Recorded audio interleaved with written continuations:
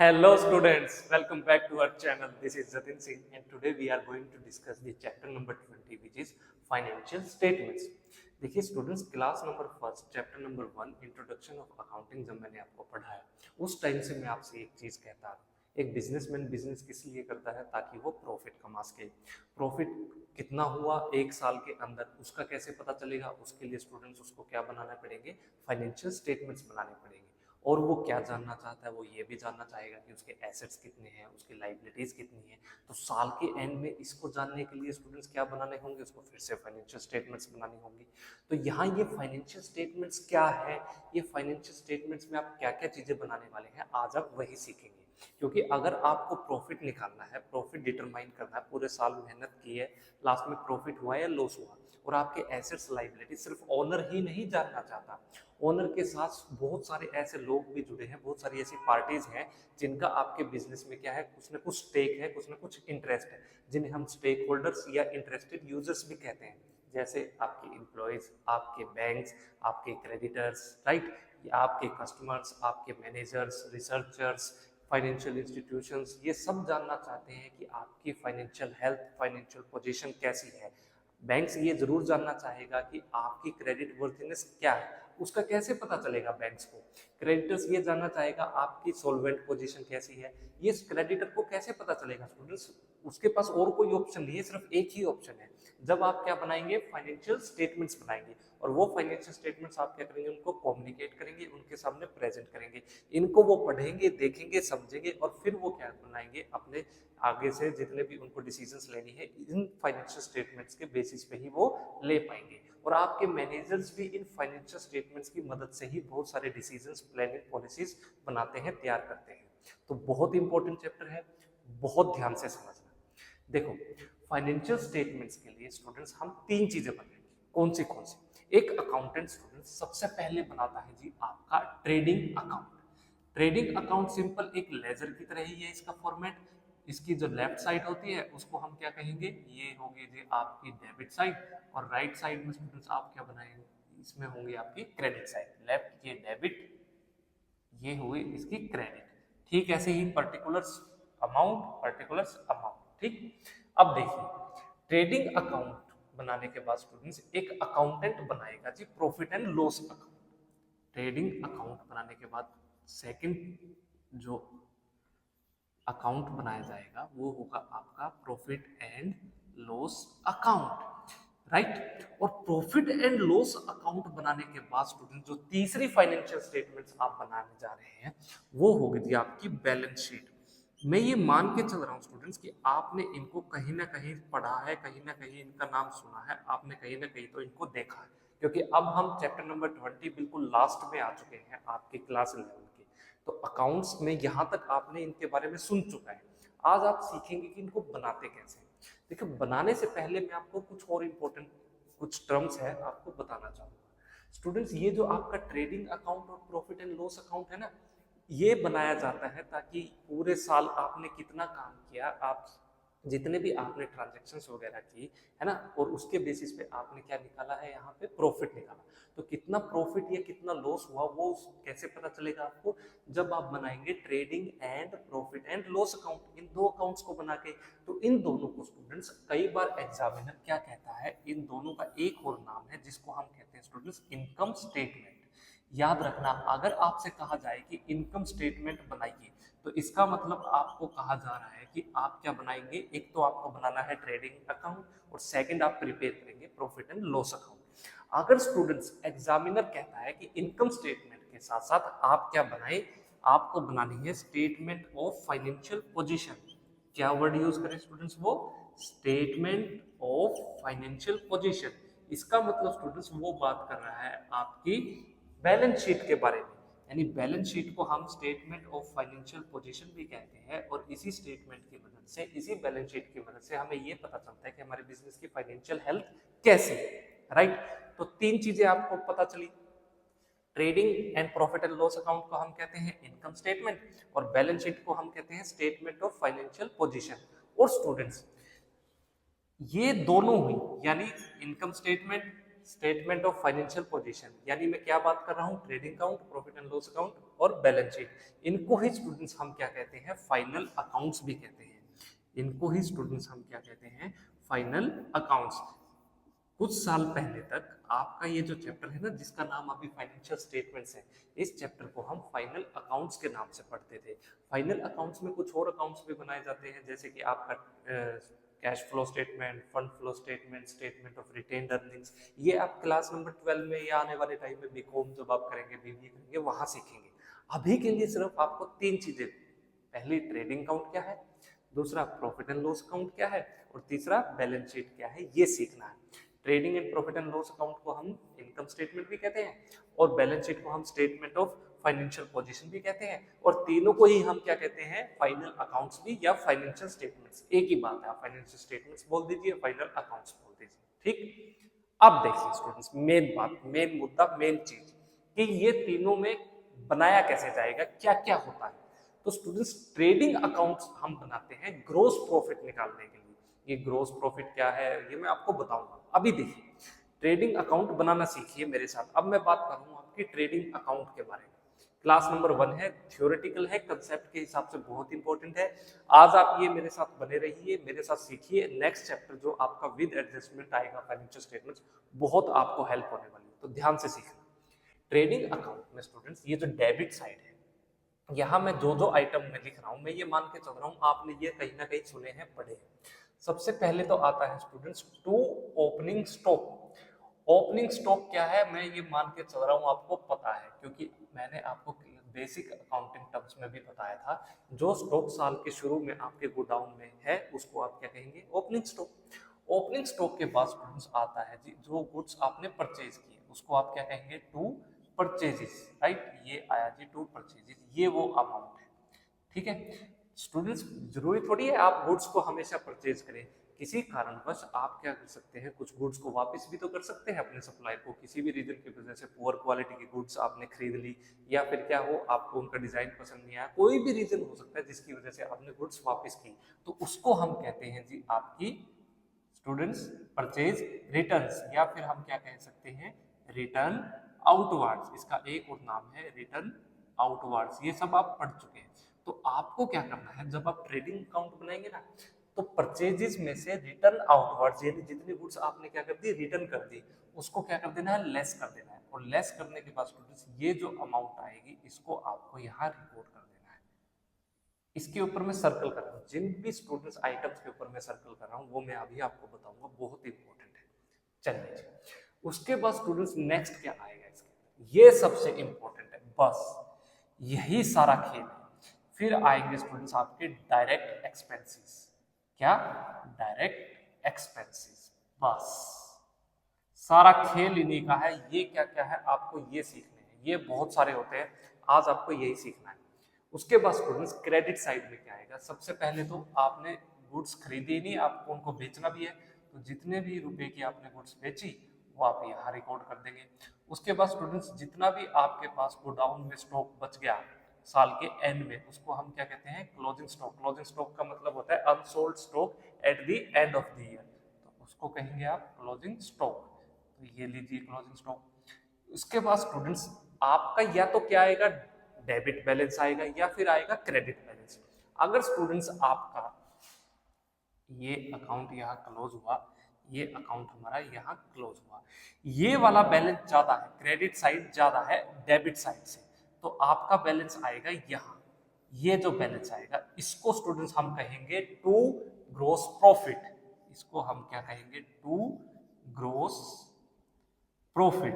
बस आपको यहाँ यही निकालना है। अगर आपका बैलेंस ये साइड ज्यादा है, ये साइड कम है, यहाँ जो बैलेंस आएगा स्टूडेंट्स, उसको आप क्या कहेंगे, ये बैलेंस कहा जाएगा बाई ग्रोस लॉस। यानी आपको जो प्रॉफिट हुआ है, ये सारे आइटम को निकालने के बाद उसको कहेंगे आप ग्रोस प्रॉफिट, और वो आप किस साइड रिकॉर्ड करेंगे, डेबिट साइड। और लॉस को स्टूडेंट्स आप क्या कहेंगे, ग्रोस लॉस, और वो किस साइड रिकॉर्ड किया जाता है, यहाँ पे क्रेडिट साइड। यानी ट्रेडिंग अकाउंट में हम क्या चीज फाइंड करते हैं, ट्रेडिंग अकाउंट में हम निकालते हैं ग्रोस प्रॉफिट और ग्रोस लॉस। अब मेरी बात देखिए, ये जो ग्रोस प्रॉफिट हुआ ना स्टूडेंट्स आपको, ये क्या है, ये आपका होगा जी यहाँ पे बैलेंसिंग फिगर। इसको हम कहेंगे बैलेंसिंग फिगर, आपको बस यही निकालना था, ठीक है। ये ग्रॉस प्रॉफिट, अब आप बनाएंगे प्रॉफिट एंड लॉस अकाउंट। तो प्रॉफिट एंड लॉस अकाउंट में यहाँ ये बैलेंस आप यहाँ ट्रांसफर कर देंगे। आप लिखेंगे इस तरीके से, बाई ग्रॉस प्रॉफिट, ठीक, और ये अमाउंट आ जाएगी यहाँ पे। उसके बाद students profit and loss account में मैंने आपको एक और चीज पहले से बता रखी है कि जितने भी आपको क्या हुई है, इनकम या गेन, कोई भी आपको इनकम हुई है, गेन हुई है, वो किस साइड रिकॉर्ड करेंगे आप? Credit side. Profit and loss account की हमेशा क्रेडिट साइड उसको रिकॉर्ड करना है। तो आप यहाँ पे क्या लिखेंगे? बाई अदर इनकम्स, ठीक, ये कहाँ जाएगी? आपकी क्रेडिट साइड। उसके बाद स्टूडेंट्स जितने भी आपके एक्सपेंसेस या लॉसेस, जितने भी आपके खर्चे हुए या जितना भी आपको लॉसेस हुआ है, वो आप कहाँ रिकॉर्ड करेंगे? वो रिकॉर्ड करना है आपको डेबिट साइड, आपके प्रॉफिट एंड लॉस अकाउंट के अंदर। कौन से एक्सपेंसेस लॉसेस? वो होंगे स्टूडेंट्स आपके to indirect expenses, to indirect expenses. ये देखिए ये वाला। अब देखिए आपको क्या क्या सीखना है। सबसे पहले मैं सर्कल कर रहा हूं यहाँ पे डायरेक्ट एक्सपेंसेस के ऊपर, ये इंपॉर्टेंट चीज है। उसके बाद स्टूडेंट्स मैं सर्कल कर रहा हूँ यहाँ पे इनडायरेक्ट एक्सपेंसेस। ये बहुत सारे होते हैं, ये जरूरी नहीं प्रॉफिट एंड लॉस अकाउंट इतना सा नहीं बढ़ेगा, बहुत बड़ा बनेगा, और ये ज्यादातर ये वाले आइटम ज्यादातर हिस्सा आपका ले जाएंगे। चलिए जी, ये पता चल गया। इसके बाद स्टूडेंट्स या तो हमें क्या होगा? प्रॉफिट होगा या हमें लॉस होगा। अगर स्टूडेंट्स आपको हुआ प्रॉफिट, प्रॉफिट कब होगा? जब स्टूडेंट्स मान लीजिए आपकी क्रेडिट साइड क्या है? ज्यादा है, ये वाली साइड आपकी ज्यादा है, इस साइड का बैलेंस आपकी डेबिट साइड से। तो स्टूडेंट्स आपको क्या करना है? इस बैलेंस में से ये वाली साइड को लेस कर देंगे, डेबिट साइड को, तो आपका आ जाएगा ग्रोस, आपको आ जाएगा प्रॉफिट। तो उसको हम कहेंगे to net profit, to net profit. और ये क्या है स्टूडेंट्स? ये है वो बैलेंसिंग फिगर, ये है वो प्रॉफिट जो कि आपने पूरे साल मेहनत करने के बाद कमाया है, ये वो अमाउंट आ गई। अगर स्टूडेंट्स आपको लॉस हुआ तो आप यहाँ पे इसको रिकॉर्ड करेंगे किस तरीके से? बाई बैलेंसिंग फिगर, और वो नहीं, बाई नेट लॉस, इस तरीके से बाई नेट लॉस आप इस साइड। अगर आपको प्रॉफिट हुआ तो आप लिखेंगे टू नेट प्रॉफिट। और स्टूडेंट्स ये जो प्रॉफिट आया ना, फिर आप क्या करना? बैलेंस शीट बनाना। बैलेंस शीट में सबसे पहले आप ये साइड है आपकी लाइबिलिटीज, राइट, और राइट वाली साइड होती है स्टूडेंट्स आपकी एसेट्स। तो यहाँ पे स्टूडेंट्स सबसे पहले आएगी जी, ओनर ने कितनी कैपिटल लगाई है, और इस कैपिटल के अंदर ओनर पूंजी क्यों लगाता है? एक बिजनेस क्यों स्टार्ट करता है? ताकि वो प्रॉफिट कमा सके, है ना। और वो प्रॉफिट किसको स्टूडेंट्स आपको देना है? ये प्रॉफिट जाएगा जी आपके ओनर के पास। तो आपको क्या करना है? इसकी जो कैपिटल है, कैपिटल में आपको ये नेट प्रॉफिट को ऐड कर देना है। ये नेट प्रॉफिट आपने इस कैपिटल में ऐड कर दिया, ये अमाउंट आ जाएगी आपकी, ये इस तरीके से आपको। फिर कैपिटल के बाद स्टूडेंट्स आप यहाँ पे जितने भी आपकी क्या है? लाइबिलिटीज है, तो आप यहाँ पे सारी की सारी लाइबिलिटीज हैं, उनको आपको क्या करना है? रिकॉर्ड कर देना है। ये लीजिए स्टूडेंट्स, ये आपकी साइड कंप्लीट। और राइट साइड में जितने भी आपके एसेट्स हैं, आपका कैश, आपके पास कितना है? आपके डेटर्स, राइट, या फिर आपके पास कोई बिल्डिंग है, आपके पास कोई मशीन है, राइट, या फिर आपका जितना फर्नीचर है, वो सारे आइटम आपके यहाँ रिकॉर्ड होते रहेंगे। और आपको क्या करना है? फिर इनका टोटल कर देना है, बिल्कुल आपका इक्वल आएगा। बस ये है स्टूडेंट्स आपका तरीका फाइनेंशियल स्टेटमेंट्स को बनाने का। ये मैंने आपको एक ओवरव्यू सा दे दिया इस चैप्टर का। अब इंपॉर्टेंट चीज, आज आप क्या सीखने वाले हैं मेरे साथ? आज के लेक्चर में आपको ये ट्रेडिंग अकाउंट बनाना सीखना है। ट्रेडिंग अकाउंट में मेनली स्टूडेंट्स 5 आइटम्स होते हैं। कौन से? एक आएगा ओपनिंग स्टॉक, फिर आएगा स्टूडेंट्स आपका डायरेक्ट एक्सपेंसेस, फिर आएगा आपका या तो ग्रोस प्रॉफिट होगा या ग्रोस लॉस, और क्रेडिट साइड आएगा आपकी जितनी भी अमाउंट की आपने सेल्स की वो, और क्लोजिंग स्टॉक। बस अब मैं आपको जो इंपॉर्टेंट चीज सिखाने वाला हूँ वो होंगे स्टूडेंट्स आपके ये डायरेक्ट एक्सपेंसेस कौन से हैं, और आपके ये इनडायरेक्ट एक्सपेंसेस कौन से, यानी वो कौन से ऐसे खर्चे हैं जो कि आपको ट्रेडिंग अकाउंट में रिकॉर्ड करने हैं, और वो कौन से ऐसे एक्सपेंसेस हैं जो कि आप प्रॉफिट एंड लॉस अकाउंट में रिकॉर्ड करेंगे। बहुत ध्यान से सीखना, कंसेप्ट वाइज सिखाऊंगा, रट्टा मत लगाना। स्टूडेंट्स क्या करते हैं? मोटे मोटे 10-12 आइटम को रट लेते हैं और उनको ट्रेडिंग अकाउंट में रिकॉर्ड कर देंगे, बचे हुए को प्रॉफिट एंड लॉस अकाउंट में रिकॉर्ड कर देंगे, और फिर एग्जामिनर घुमा के कुछ ऐसे एक्सपेंसेस प्रेजेंट कर देता है आपके सामने, फिर आप क्वेश्चन में कंफ्यूज। आपने गलती से करना था प्रॉफिट एंड लॉस अकाउंट में, आपने और कर दिया किसको? ट्रेडिंग अकाउंट के अंदर, है ना। तो फिर क्या हुआ? पूरा का पूरा क्वेश्चन आपका गलत। क्योंकि प्रॉफिट सही नहीं आएगा, यहाँ पे ग्रॉस प्रॉफिट गलत आएगा, उसकी बेसिस पे प्रॉफिट एंड लॉस अकाउंट का जो नेट प्रॉफिट है वो भी गलत आएगा, और उसकी बेसिस पे बैलेंस शीट का टोटल भी आपका मैच नहीं होगा। इसलिए बहुत इंपॉर्टेंट स्टूडेंट्स ये डायरेक्ट एक्सपेंसेस और इनडायरेक्ट एक्सपेंसेस को सीखना। ट्रेडिंग अकाउंट आज हम सीखेंगे, और उसके बाद मैं आपको कुछ और फॉर्मूलाज जो ट्रेडिंग अकाउंट में यूज होंगे वो भी आपको बताऊंगा। चलिए पहले इसको नोट डाउन कीजिए, फिर हम फर्दर डिस्कस करेंगे। स्टूडेंट्स, ये डायरेक्ट एक्सपेंसेस और इनडायरेक्ट एक्सपेंसेस क्या है, इसको जानने से पहले आप ये समझिए कि बिजनेस किया कैसे जाता है। देखिए, मान लीजिए कि मैं एक व्यापारी हूँ, आई एम द बिजनेसमैन। मैंने डिसाइड किया कि मैं घड़ियाँ बनाऊंगा, वॉचेस बनाने का बिजनेस करना है। तो घड़ियाँ बनाने के लिए, वॉचेस बनाने के लिए स्टूडेंट्स मुझे क्या चाहिए होगा, रॉ मटेरियल चाहिए होगा। तो मुझे कहीं ना कहीं से तो वो रॉ मटेरियल खरीदना ही है। मान लीजिए स्टूडेंट्स, ये वो सप्लायर है, ये है वो सप्लायर जिससे मैं क्या करता हूँ, अपनी जो वॉचेस बनाने का रॉ मटेरियल खरीदता हूँ। ठीक है, इससे मैं क्या क्या खरीदूंगा, मैं इस सप्लायर से खरीदूंगा जी, परचेज करूंगा रॉ मटेरियल। क्या क्या हो सकता है, कुछ भी हो सकता है, जैसे कि ये लेदर का स्ट्रैप क्या है, इसमें मेटल लगा हुआ है, स्टील लगा हुआ है, ये सब खरीदूंगा ना मैं इससे। तो ये सब क्या कहलाएगा, मेरा रॉ मटेरियल कहलाएगा। तो इसके ऊपर स्टूडेंट्स मेरे कुछ खर्चे होंगे, मेरे कुछ एक्सपेंसेस होंगे। इन रॉ मटेरियल को खरीदने के लिए मुझे, मैं तो पहला नया व्यापारी हूँ, मैं थोड़ा कच्चा हूँ अभी व्यापार में, बिजनेस में, मुझे इतना आइडिया नहीं है कि कहाँ से रॉ मटेरियल मिलता है। तो मैं क्या करूँगा, मुझे पता चला कि एक एजेंट है, एक ब्रोकर है, वो बताता है, वो अरेंज करवा देगा। तो मैं गया जी उस ब्रोकर के पास, मैंने कहा देख भाई, मुझे ना कहीं से ना रॉ मटेरियल चाहिए यार, मुझे ना और बढ़िया चाहिए और थोड़ा सस्ता चाहिए, अच्छी क्वालिटी का भी हो और ठीक रेट में भी हो। उसने कहा बिल्कुल मैं अरेंज करवा दूंगा, कितने रुपए का चाहिए, कितना चाहिए मुझे बता दो क्वांटिटी, और तुम्हारा बजट कितना है। हमने उसको बता दिया, उसने हमें दिलवा दिया, लेकिन उसके बदले स्टूडेंट्स वो कुछ हमसे क्या डिमांड करेगा, कमीशन। तो हमें उसको क्या पे करना होगा स्टूडेंट्स, यहाँ पे कमीशन भी पे करना होगा। ठीक है जी, हमने क्या किया, उसको कमीशन दे दिया जितना भी बना उसका, और रॉ मटेरियल हमने इस सप्लायर से खरीद लिया। अब इस रॉ मटेरियल को खरीदने के बाद स्टूडेंट्स हमें ये अपनी, ये जो हमारा क्या है, यहाँ पे फैक्ट्री है, ये है हमारी फैक्ट्री, ये लीजिए, इस फैक्ट्री तक तो लेके आना होगा। तो हम क्या करते हैं, यहाँ से अपनी इस फैक्ट्री में इसको लेके आए। अब देखिए फैक्ट्री में स्टूडेंट्स जब ये रॉ मटेरियल, अब आपके खर्चे, जब आपने खरीदा तो ये दो तरह के आपके एक्सपेंसेस हुए। फिर आप इनको कहाँ लेके आए, फैक्ट्री के अंदर, आपकी फैक्ट्री यानी मेरी फैक्ट्री। फैक्ट्री में लाने के बाद स्टूडेंट्स कुछ हमारे फैक्ट्री के अंदर भी तो खर्चे होंगे। कौन से, मुझे ये जो मेरी फैक्ट्री है इसका मुझे क्या करना होगा, रेंट पे करना होगा, राइट। उसके बाद स्टूडेंट्स मुझे और क्या देना होगा, मेरे यहाँ पे जो वर्कर्स काम करते हैं उनको वेजेस देनी होगी। उसके बाद मुझे इस फैक्ट्री को इलेक्ट्रिसिटी के खर्चा, मेरा जो चार्जेस आते हैं वो पे करना होगा, राइट। तो ये बहुत सारे स्टूडेंट्स मेरे क्या है, एक्सपेंसेस यहाँ पे होंगे ही होंगे फैक्ट्री के अंदर। मैंने क्या कराया होगा, इस फैक्ट्री का इंश्योरेंस भी करवाया होगा, तो मुझे इंश्योरेंस वाले हम चार्जेस भी पे करने हैं। और कौन से बहुत सारे खर्चे हो सकते हैं, हजारों हजार। मेरी इस फैक्ट्री के अंदर कुछ एम्प्लॉई जैसे सुपरवाइजर हो गए, सुपरिटेंडेंट हो गए, वो काम कर रहे होंगे, तो मुझे उनको सैलरी भी देनी होगी। तो ये मेरे खर्चे यहाँ पे हो रहे हैं। चलिए जी, हमने फैक्ट्री के अंदर अच्छी वॉचेस बना ली, ठीक है। बनाने के बाद स्टूडेंट्स हमने एक लॉट तैयार करी है घड़ियों का। उसके बाद मैंने डिसाइड किया कि मैं क्या करूंगा, इस फैक्ट्री में से, अब ये क्या है मेरा गोडाउन, मैंने इन जितने भी मेरे वॉचेस है ना, इनको मैं लेके चला गया अपने इस गोडाउन के अंदर। यहाँ से हमने अब क्या किया, अपनी जितनी भी घड़ियां थी इनको गोडाउन में लेके आ गए। अब गोडाउन में स्टूडेंट्स लेके आए, गोडाउन के भी खर्चे होंगे, क्या क्या, मुझे इस गोडाउन का फिर से क्या करना है, रेंट पे करना है यहाँ पे, और मुझे इस गोडाउन के अंदर जितने मेरे वर्कर्स काम करते हैं उनको वेजेस देने हैं, और मुझे क्या खर्चे हो सकते हैं स्टूडेंट्स गोडाउन के अंदर, इसका मुझे इंश्योरेंस, यहाँ भी इंश्योरेंस की अमाउंट पे करनी है।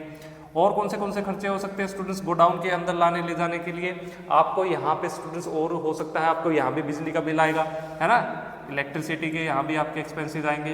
तो ये सारे खर्चे हो गए, ठीक है जी, हमने बियर कर लिए। अब गोडाउन में आने के बाद स्टूडेंट्स मुझे ये कहाँ लेके जाने हैं, ये जाएंगे यहाँ से मेरे शोरूम के अंदर। ये है जी, मैंने शोरूम किया हुआ है, ये लीजिए शोरूम के अंदर। अब मैं अपनी घड़ियों को अच्छे डिज़ाइन में अच्छे उनकी कीमत तय करूंगा, उनका प्राइस तय करूंगा, और वहाँ पे बढ़िया टैग लगा के कस्टमर्स को चिपकाने का ये टाइम आ गया। ये शोरूम के अंदर स्टूडेंट्स जब मैं इन वॉचेस को लेके आया हूँ यहाँ पे बनाने के बाद गोडाउन से, तो मुझे इस शोरूम के क्या क्या एक्सपेंसेस होंगे, इस शोरूम का भी मुझे स्टूडेंट्स रेंट देना है, यहाँ जो मेरे एम्प्लॉयज़ काम कर रहे हैं मुझे उनको सैलरी देनी है, उसके बाद स्टूडेंट्स मुझे और क्या क्या खर्चे हो सकते हैं, इस शोरूम का भी मैंने क्या करवा रखा होगा, इंश्योरेंस करवा रखा होगा।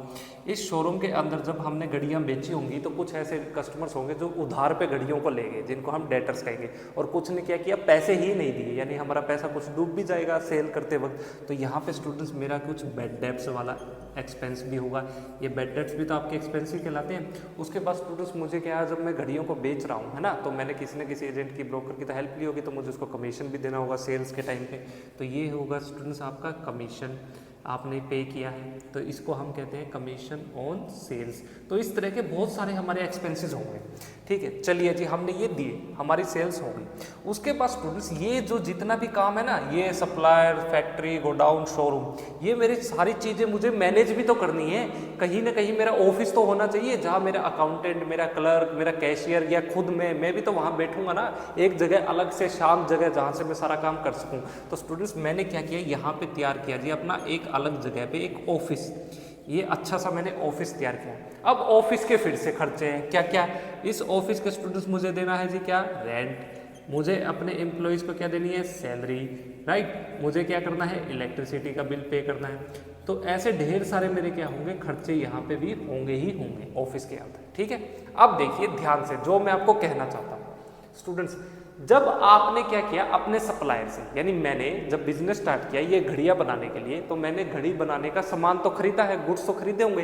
तो जिस सप्लायर से स्टूडेंट्स मैंने ये गुड्स खरीदे, मान लीजिए ये सप्लायर कहाँ का है, ये रहने वाला है जी अहमदाबाद का, गुजरात में, और मेरी फैक्ट्री कहाँ है, मेरी फैक्ट्री है पंजाब। ठीक है, तो पंजाब के लुधियाना में मेरी फैक्ट्री है, अहमदाबाद से मुझे अपनी फैक्ट्री पंजाब के लुधियाना तक ये सामान लाना है। तो यहाँ तक लाने में स्टूडेंट्स मैंने क्या दिया होगा, कुछ ना कुछ माल भाड़ा तो दिया ही होगा, है ना, मेरा खर्चा तो आया होगा, फ्रेट पे, कार्टेज पे, है ना। तो ये सारा का सारा स्टूडेंट्स ये जो खर्चा होगा ना, इसको हम कहते हैं क्या स्टूडेंट्स, इसको आप कहेंगे कैरेज इनवार्ड्स। क्या कहेंगे स्टूडेंट्स आप इसको, कैरेज इनवार्ड्स। पहली इंपॉर्टेंट चीज ध्यान से सीखते रहना, जब आपने क्या किया, जिस सप्लायर से आपने कच्चा माल खरीदा, रॉ मटेरियल खरीदा, और उसको आपको अपनी प्लेस जहाँ पे आप बिजनेस कर रहे हैं, जहाँ आपकी फैक्ट्री है, वहाँ तक लाने पे जो भी आपने माल भाड़ा, जितना भी आपने क्या किया, फ्रेट के पेमेंट की है, उसको आप कहेंगे कैरेज इनवार्ड्स। उसके बाद स्टूडेंट्स एक बार फैक्ट्री में आ गया ना, फैक्ट्री में आने के बाद मैंने क्या किया, ये अपने गोडाउन में ले जाना है। मुझे फिर से क्या किया, अपना वॉचेज वाला जो मेरा स्टॉक है उसको अपने गोडाउन में तो रखना ही है। तो गोडाउन में जाने तक फिर से मैंने क्या किया होगा, कुछ ना कुछ फ्रेट दिया होगा, है ना, फिर मेरा कुछ कार्टेज पे खर्चा आया होगा।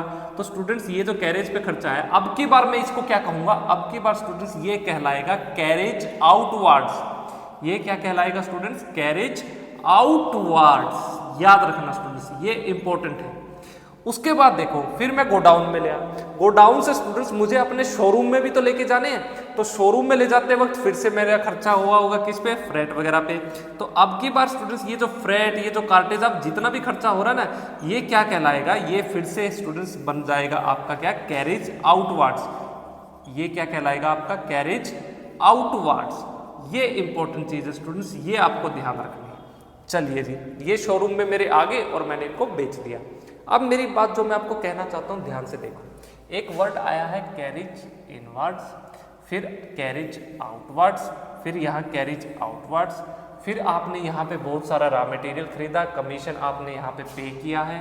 उसके बाद स्टूडेंट्स आपके रेंट पे, वेजेस पे, इलेक्ट्रिसिटी पे, हर जगह खर्चे हुए। अब बात आती है कि कौन से ऐसे ये जो एक्सपेंसेस, ये इतने सारे एक्सपेंसेस हुए ना, वो कौन से एक्सपेंसेस है जो कि आप ट्रेडिंग अकाउंट में रिकॉर्ड करेंगे, और वो कौन से एक्सपेंसेस जो कि आप प्रॉफिट एंड लॉस अकाउंट में रिकॉर्ड करेंगे।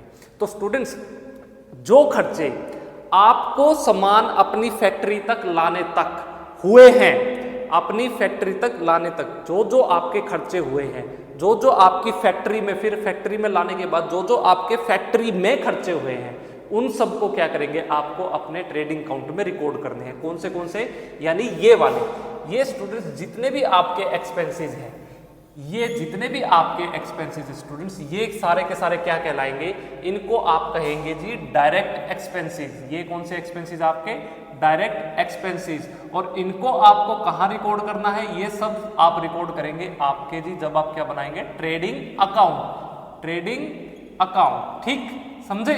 उसके बाद स्टूडेंट्स रिमेनिंग जितने भी एक्सपेंसेस है, ये देखिए ये गोडाउन में आप सामान लेके गए, ये फ्रेट का खर्चा, ठीक है, ये रेंट, वेजेस, आपका इंश्योरेंस, इलेक्ट्रिसिटी, गोडाउन का, शोरूम में सैलरी वगैरह का, वेजेस का, फिर से बेड डेप्स हुआ, आपका जो भी एक्सपेंसेस हुए, फिर आपने ऑफिस मेंटेन कर रखा है, ऑफिस में एम्प्लॉइज की सैलरी, ऑफिस का रेंट, ऑफिस की इलेक्ट्रिसिटी, ठीक है, ऑफिस में एम्प्लॉइज की सैलरी, ये सारा का सारा जितना भी आपका खर्चा होगा ये सारे कहलाएंगे जी क्या आपके, अब ये सारे के सारे बन गए आपके इनडायरेक्ट एक्सपेंसेस। ये सारे के सारे एक्सपेंसेस स्टूडेंट्स क्या हैं आपके, ये है इनडायरेक्ट एक्सपेंसेस, ठीक, ये मैं यहां मेंशन कर रहा हूं इनडायरेक्ट एक्सपेंसेस। क्यों, देखिए आप कहते हैं सर ये जो कैरिज वगैरह है ना, इसको तो आपने कैरिज इनवर्ड्स कहा, यहां आपने कैरिज आउटवर्ड्स कहा, क्यों, सिर्फ यहां आपने क्या किया, प्रोडक्शन किया है, ठीक है, मैन्युफैक्चरिंग की, तो जो खर्चे स्टूडेंट्स क्या है मैन्युफैक्चर करते वक्त, गुड्स को बनाते वक्त, गुड्स के प्रोडक्शन में स्टूडेंट जितने भी आपके एक्सपेंसेस हुए हैं उनको आप क्या कहेंगे, डायरेक्ट एक्सपेंसेस कहेंगे। ये सारे क्या है आपके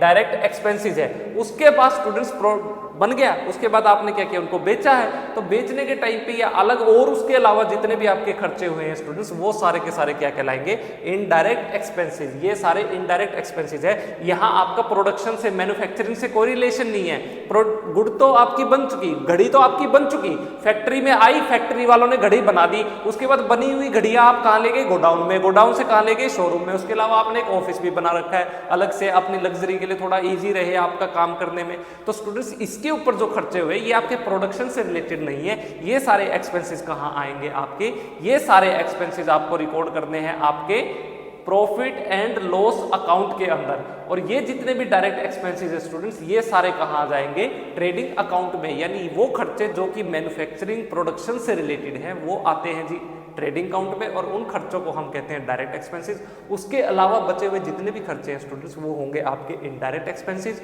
और वो कहाँ रिकॉर्ड होंगे, प्रॉफिट एंड लॉस अकाउंट की डेबिट साइड। राइट, समझ गए। देखिए कितना आसान था। अब देखो एक और इंपॉर्टेंट चीज स्टूडेंट्स आपको ध्यान रखनी है। मैंने आपको कहा जितने भी डायरेक्ट एक्सपेंसेस है वो आएंगे ट्रेडिंग अकाउंट में, एक्सेप्ट कुछ एक्सपेंसेस को छोड़ के। कौन से, चलिए मैं पहले इसको थोड़ा सा रब कर देता हूं, यहां जगह बनाते हैं हम। देखो स्टूडेंट्स, ये आप समझ गए ना, इसका आप स्क्रीनशॉट ले लेना वीडियो पॉज करके। देखो समझो, ये सारे खर्चे आपके मैन्युफैक्चरिंग से रिलेटेड थे, आपको पता चल गया प्रोडक्शन से रिलेटेड आ गए, इनको डायरेक्ट एक्सपेंसेस कहते हैं। यहाँ स्टूडेंट्स ये जो आपके डायरेक्ट एक्सपेंसेस है ना, ये जो ऊपर मैंने एक्सप्लेन करे हैं, ये आपके जनरली 2 टाइप्स के होते हैं। आपके सिलेबस में 2 तरह के होंगे। कौन से, एक होंगे स्टूडेंट्स आपके normal direct expenses, normal direct expenses, और दूसरी स्टूडेंट्स इनकी जो टाइप है वो कहलाएगी आपकी एबनॉर्मल डायरेक्ट एक्सपेंसेस। ये कौन से होते हैं, ये थोड़ा ध्यान से समझना, थोड़ा क्रिटिकल पॉइंट है। बच्चे गलतियां कर जाते हैं इसमें, तो अब कोई चांस रहना नहीं चाहिए, यही समझ लो। ये समझ गए ना, तो लगभग यूँ लगा लो आपका कंसेप्ट बहुत इजी हो जाएगा, बहुत आसानी से आप क्या करेंगे, क्वेश्चंस को कर पाएंगे। और ये मैं आपको समझा के ही मारूंगा। चलिए कैसे, देखो नॉर्मल डायरेक्ट एक्सपेंसेस होते हैं स्टूडेंट्स कुछ इस टाइप के, जो कि रूटीन नेचर के हर बिजनेस में होते हैं। टाटा कंपनी हो उसमें भी यही होंगे, मैं घड़ी बनाने वाला हूँ मेरी कंपनी में भी यही होंगे, कोई क्या कहते हैं च्यवनप्राश बनाता है उसकी कंपनी में भी यही होंगे, बाबा रामदेव की पतंजलि है उसमें भी वही सारे, क्या उसको भी रेंट देना है, उसको भी अपने एम्प्लॉयज़ को सैलरी देनी है, लेबरर्स को क्या देने हैं, वेजेस देने हैं, इंश्योरेंस करवाना है, इलेक्ट्रिसिटी का बिल उसके पास भी आएगा, है ना। तो ये सारे क्या है, नॉर्मल रूटीन एक्सपेंसेस, ये तो हर बिजनेस में होते ही होते हैं। तो ये जितने भी स्टूडेंट्स नॉर्मल डायरेक्ट एक्सपेंसेस है, इनको आपको कहाँ रिकॉर्ड करना है, ये सारे के सारे जाएंगे आपके ट्रेडिंग अकाउंट में, जो कि रूटीन नेचर के हैं, हर बिजनेस में होते ही होते हैं। तो ये कहाँ रिकॉर्ड करेंगे आप, ट्रेडिंग अकाउंट में। उसके बाद स्टूडेंट्स कुछ ऐसे एक्सपेंसेस होते हैं जो आप, यानी एक बिजनेसमैन चाहता है कि उसके साथ कभी ना हो, ये वाले खर्चे तो सारी जिंदगी उसको ना बियर करने पड़े, ऐसा एक्सपेंस ना हो, ऐसी उम्मीद करता है वो। कौन से स्टूडेंट्स, मान लीजिए कि आपने क्या किया था, ये सारी की सारी फैक्ट्री के अंदर आपकी गुड्स रखी हुई है, राइट, फैक्ट्री में आपने गुड्स बना ली, और अचानक से क्या हो जाए, अचानक से स्टूडेंट्स आग लग जाए, तो आपकी ये जो गुड्स है ना ये गुड्स आग लगने की वजह से आपको नुकसान हो गया, आपको लॉस हो जाए, तो लॉस बाई फायर, सारी की सारी गुड्स जल जाए। तो स्टूडेंट्स ये जो आपके खर्चे, ये जो एक्सपेंस है, इसको हम कहते हैं एबनॉर्मल डायरेक्ट एक्सपेंस। या स्टूडेंट्स क्या हो, आपके फैक्ट्री में हो जाए चोरी, तो लॉस बाई थेफ्ट, और चोर सारी की सारी घड़ियां जो भी आपने बनाई है ना सब उड़ा के ले जाए, फैक्ट्री से ही उठा ले पूरा का पूरा बैच, लॉस बाई थेफ्ट। तो अब क्या होगा स्टूडेंट्स, आपको नुकसान हो गया। तो ये है स्टूडेंट्स आपके एबनॉर्मल डायरेक्ट एक्सपेंस। कोई भी व्यापारी नहीं चाहता कि उसके साथ ये चीजें हो। अब ये जो आपको ये जो दो खर्चे हुए, ये जो दो एक्सपेंसेस हुए, अब बात आती है कि इनको कहाँ रिकॉर्ड करेंगे। तो स्टूडेंट्स ये जो एबनॉर्मल डायरेक्ट एक्सपेंसेस है, प्रॉफिट एंड लॉस अकाउंट के अंदर आपको रिकॉर्ड करना है। ये कहाँ रिकॉर्ड होंगे, प्रॉफिट एंड लॉस अकाउंट। जब आप ये बनाएंगे तो याद रखना स्टूडेंट्स, डायरेक्ट एक्सपेंसेस कहाँ रिकॉर्ड होंगे, ट्रेडिंग अकाउंट में। नॉर्मल डायरेक्ट एक्सपेंसेस कहाँ रिकॉर्ड होंगे, ट्रेडिंग अकाउंट में। अगर स्टूडेंट्स एबनॉर्मल डायरेक्ट एक्सपेंसेस है, सिर्फ एबनॉर्मल डायरेक्ट एक्सपेंसेस कहाँ रिकॉर्ड होंगे, प्रॉफिट एंड लॉस अकाउंट में। तो आप यहां पे लिखेंगे 2, मैं आपको बता देता हूं, एबनॉर्मल डायरेक्ट एक्सपेंस। ऐसे लिखते नहीं है, बस मैंने आपको हेडिंग आपको समझाने के लिए बताया है कि कुछ ऐसे खर्चे भी हो सकते हैं जो कि ट्रेडिंग अकाउंट में ना आके आपके कहाँ आएंगे, प्रॉफिट एंड लॉस अकाउंट में। वो कौन से एक्सपेंस है, डायरेक्ट एक्सपेंस की वो टाइप है जी आपकी एबनॉर्मल एक्सपेंसेस। समझ गए, कितना आसान था देखो। अब स्टूडेंट्स मैं आपको बताऊंगा कि वो कौन से आपके प्रॉपर वे में आपके कुछ एक्सपेंसेस हैं जो कि आपको रटने नहीं है, कंसेप्ट वाइज आपको बताऊंगा। और एग्जामिनर क्या है, कई बार क्रिटिकल पॉइंट वे में पूछ लेता है खाली। क्या जैसे यहाँ पे आपको क्या पता चला कि कैरेज इनवार्ड्स है, कैरेज इनवार्ड्स कहाँ आएगा, आपको पता है कैरेज इनवार्ड्स क्या है, ये एक डायरेक्ट एक्सपेंस है, तो आप उसको ट्रेडिंग अकाउंट में रिकॉर्ड कर देंगे। अगर कैरेज आउटवार्ड्स आ गया तो कैरेज आउटवार्ड्स आपने थोड़ी देर पहले पढ़ा, वो क्या है आपका इनडायरेक्ट एक्सपेंस, आप प्रॉफिट एंड लॉस अकाउंट में। अगर क्वेश्चन में सिर्फ कैरेज लिख दे तो तब आप कहाँ रिकॉर्ड करेंगे, है ना। तो इस तरह के स्टूडेंट्स आपको क्रिटिकल क्वेश्चंस आएंगे, तो मैं अभी आपको वो बताऊंगा। पहले आप इसको नोट डाउन कीजिए, फिर हम उनको डिस्कस करते हैं। स्टूडेंट्स चलिए अब डिस्कस करते हैं कि कौन से वो डायरेक्ट एक्सपेंसेस होंगे जो कि आप ट्रेडिंग अकाउंट के अंदर रिकॉर्ड करेंगे। तो अब हम डिस्कस करने वाले हैं हमारे सभी डायरेक्ट एक्सपेंसेस को। ध्यान से समझना, बहुत इम्पोर्टेंट है। ये क्या है, एक तरह से आपका बेस है। चलिए जी, सबसे पहला स्टूडेंट जो डायरेक्ट एक्सपेंस होगा वो होगा वेजेस। देखिए वेजेस आप किन को देते हैं, वेजेस आप अपने लेबर्स को देते हैं, और सबसे ज़्यादा लेबर वर्कर्स कहाँ काम करते हैं, आपकी फैक्ट्री में काम करते हैं। तो इसलिए जो वेजेस अगर आपको कहीं पे क्वेश्चन में मिल जाए तो आपको कहाँ रिकॉर्ड करना है, वो आपको रिकॉर्ड करना है ट्रेडिंग अकाउंट की डेबिट साइड में। उसके बाद स्टूडेंट्स एक चीज़ याद रखना, एग्जामिनर कई बार क्या बोल देगा, वो कहता है जी वेजेस एंड सैलरीज। देखो वेजेस एंड सैलरीज, अगर वो वेजेस एंड सैलरीज बोलता है तब आप इसको कहाँ रिकॉर्ड करेंगे, आपके ट्रेडिंग अकाउंट में। वेजेस एंड सैलरीज कहाँ रिकॉर्ड होंगी, ट्रेडिंग अकाउंट में। बहुत इंपॉर्टेंट है जो मैं आपको बता रहा हूँ। लेकिन स्टूडेंट्स कई बार एग्जामिनर आपको कहेगा इसी पॉइंट में सैलरीज एंड वेजेस, वो क्या कर देगा, इंटरचेंज कर देगा। पहले क्या आ जाएगी, सैलरीज आ जाएगी, फिर आ जाएगा आपके वेजेस।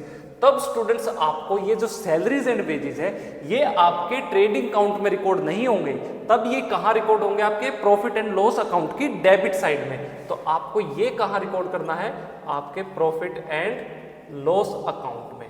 ये बात बहुत इंपॉर्टेंट है, बहुत ध्यान से समझ लेना इसको वेजेस वाले केस में, ठीक। अब देखो थोड़ा सा टेक्निकल हो गया ना, अगर वेजेस एंड सैलरीज है ट्रेडिंग अकाउंट में, खाली वेजेस है सिर्फ वो भी ट्रेडिंग अकाउंट में। लेकिन अगर सैलरीज एंड वेजेस है तो कहाँ रिकॉर्ड होगा स्टूडेंट्स, वो होगा आपका प्रॉफिट एंड लॉस अकाउंट में रिकॉर्ड। Point number 1।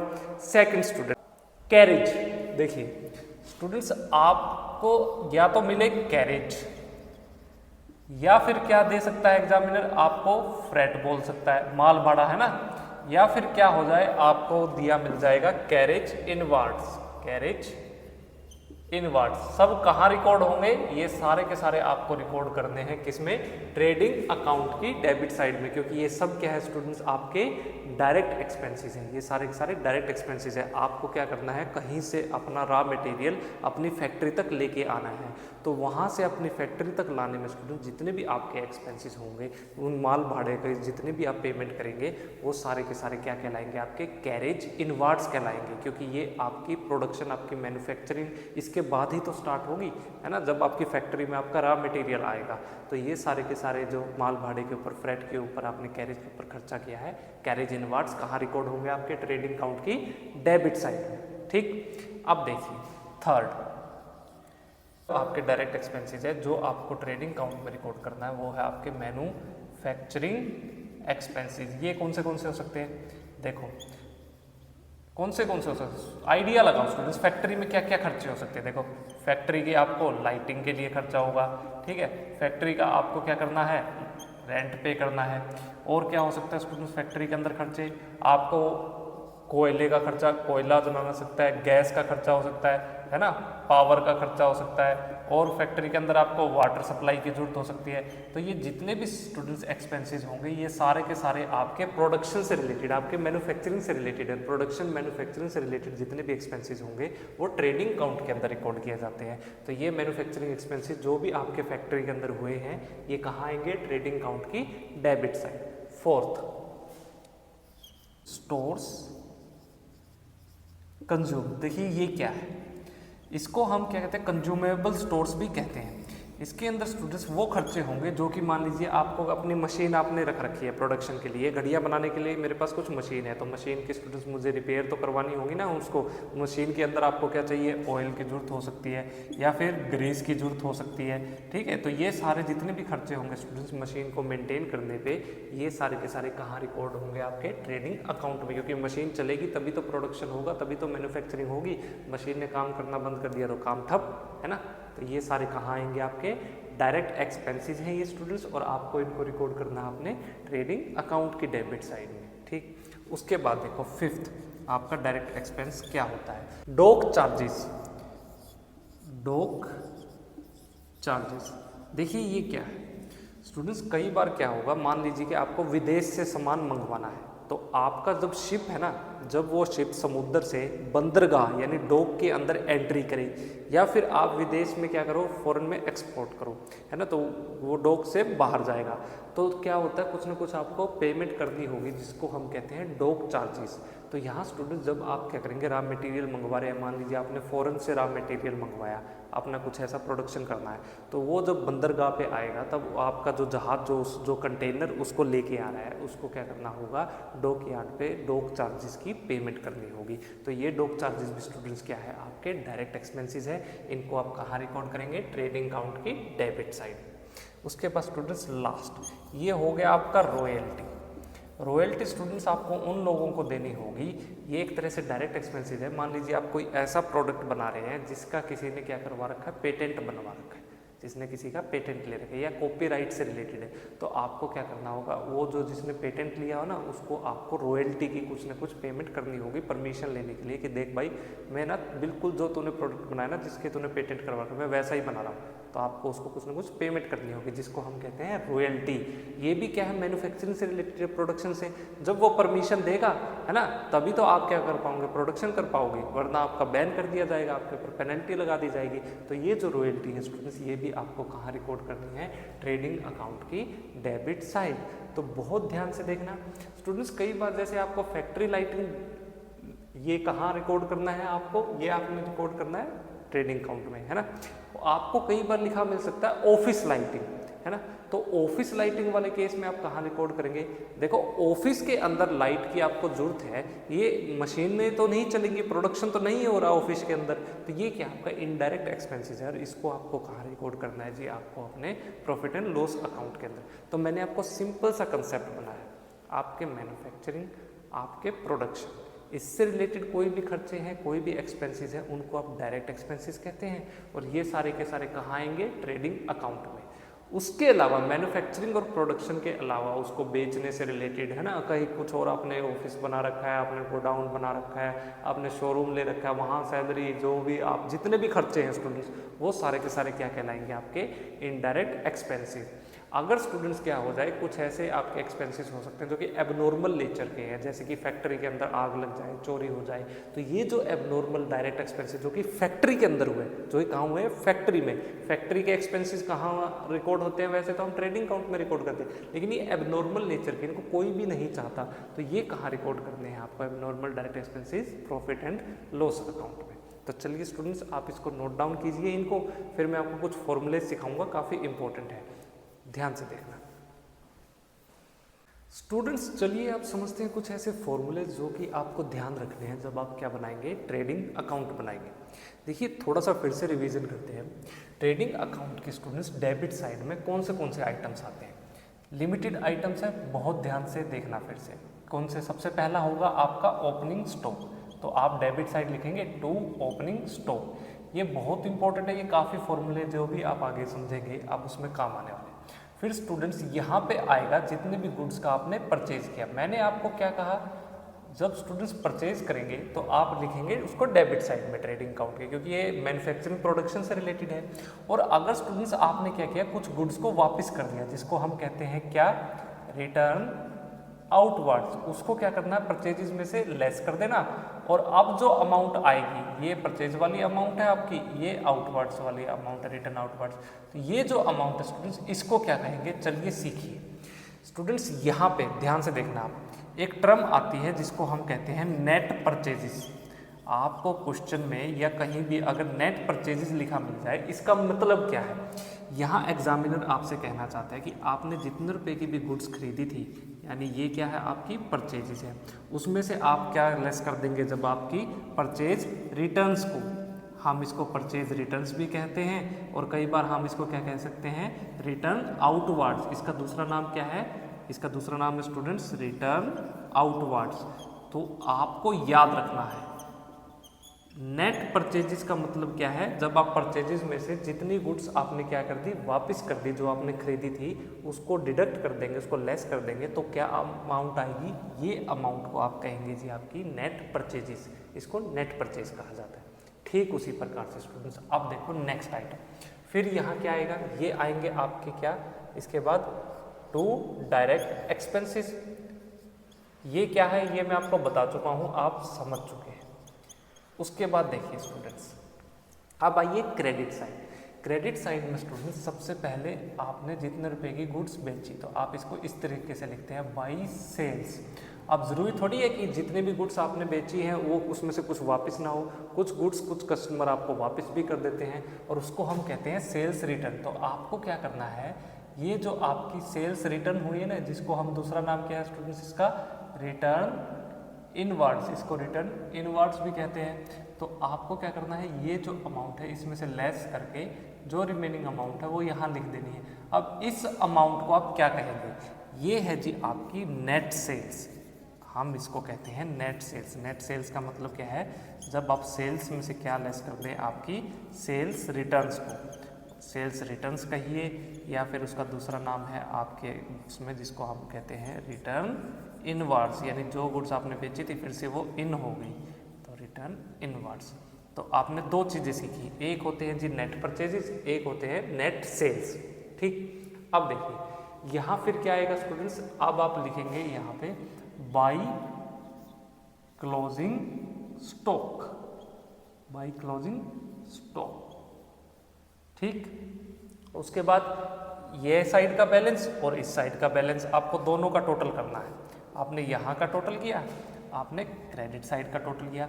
अगर क्रेडिट साइड का बैलेंस क्या है स्टूडेंट्स, ज़्यादा है डेबिट साइड से, तो यहाँ ये जो बैलेंस आएगा, ये जो अमाउंट आएगी, इसको आप कहेंगे क्या, टू ग्रोस प्रॉफिट। ये आपका प्रॉफिट, हम ऐसे मान के चलते हैं जी हमें प्रॉफिट ही होगा। अगर स्टूडेंट्स आपका ये साइड का बैलेंस डेबिट का ज़्यादा है क्रेडिट से, तो यहाँ आप लिखेंगे बाई ग्रोस लॉस। ठीक, अब देखो मान लीजिए कि हमारा प्रॉफिट हुआ।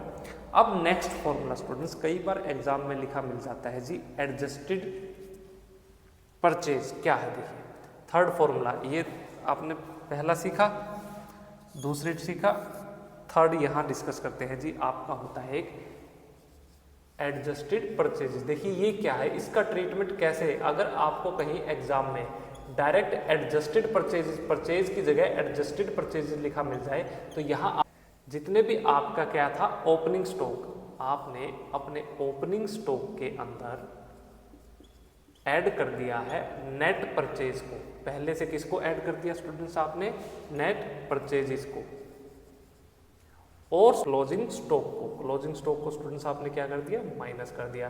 तो तो जो अमाउंट आएगी ना, अब जो अमाउंट आएगी स्टूडेंट्स, इस अमाउंट को आप क्या कहेंगे, नेट एडजस्टेड परचेजेस।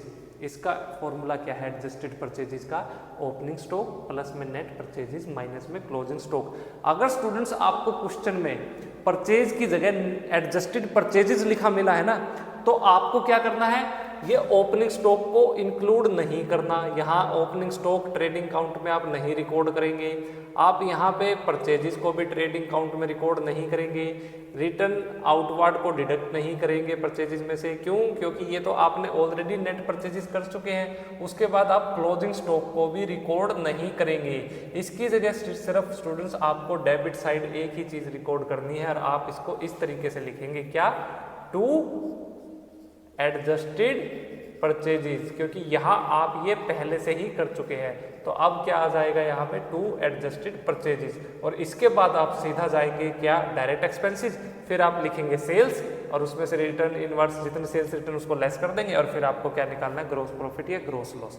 ये इंपॉर्टेंट पॉइंट है, कहीं भी आपको क्या लिखा मिल जाए, एडजस्टेड परचेजेस लिखा मिल जाए। यहाँ एग्जामिनर आपसे कहता है कि उसने पहले ही ओपनिंग स्टॉक में आपकी नेट परचेज को जोड़ के और उसमें से क्लोजिंग स्टॉक को लेस करने के बाद ये आपकी एडजस्टेड परचेजेस आई हैं, बस इसको रिकॉर्ड करो। वो जानबूझ के ये भी आपको देगा एग्जाम में, आपको ओपनिंग स्टॉक भी मिलेगा, क्लोजिंग स्टॉक भी मिलेगा, परचेजेस भी मिलेगा, परचेज रिटर्न्स भी मिलेगा, और आपको एडजस्टेड परचेजेस भी मिलेगा।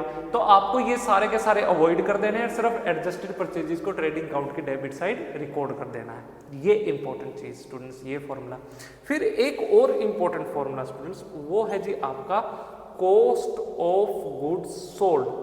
कॉस्ट ऑफ गुड्स सोल्ड, देखिए ये क्या है, इसका फॉर्मूला ये हम आगे जब ये आएगा ना एग्जाम में तब डिस्कस करेंगे। अभी आप इसका फॉर्मूला लिख दीजिए, जिसको हम शॉर्ट फॉर्म में COGS इस तरीके से लिखते हैं। आपके ओपनिंग स्टॉक में से ओपनिंग स्टॉक आएगा जो, उसमें ऐड करेंगे सबसे पहले। तो आप ओपनिंग स्टॉक में ऐड करना है नेट परचेजेस, फिर आप इसमें ऐड करेंगे स्टूडेंट्स आपके डायरेक्ट एक्सपेंसेस, और फिर आपको क्या करना है, लेस कर देना है स्टूडेंट्स आपका क्लोजिंग स्टॉक। क्लोजिंग स्टॉक, फिर जो अमाउंट आएगी ना, ये सारी की सारी क्रियाकलाप करने के बाद स्टूडेंट्स वो कहलाएगी आपकी कॉस्ट ऑफ गुड्स सोल्ड, यानी गुड्स को बेचने पे आपकी टोटल कितनी कॉस्ट आई है। तो देखिए क्या है formula, opening stock. Opening stock में स्टूडेंट्स आपको क्या करना है, यहाँ पे नेट परचेजेस। नेट परचेजेस का फॉर्मूला क्या है, अभी आपको बताया, जब परचेजेस में से आप क्या लेस करते हैं, परचेज रिटर्न्स को, तो आ जाएगी आपकी नेट परचेज, उसको ऐड कर देना। फिर जितने भी आपके डायरेक्ट एक्सपेंसेस हुए हैं उनको ऐड कर देना, और जो आपका क्लोजिंग स्टॉक आएगा यहाँ पे, ये जो क्लोजिंग स्टॉक है उसको लेस कर देना। तो क्या आ जाएगा आपका कॉस्ट ऑफ गुड्स सोल्ड। इसके दो फॉर्मूले, एक फॉर्मूला तो स्टूडेंट्स ये है, ये आपने सीखा। उसके बाद देखिए एक और फॉर्मूला स्टूडेंट्स, वो है जी आपका कॉस्ट ऑफ गुड्स सोल्ड को निकालने का।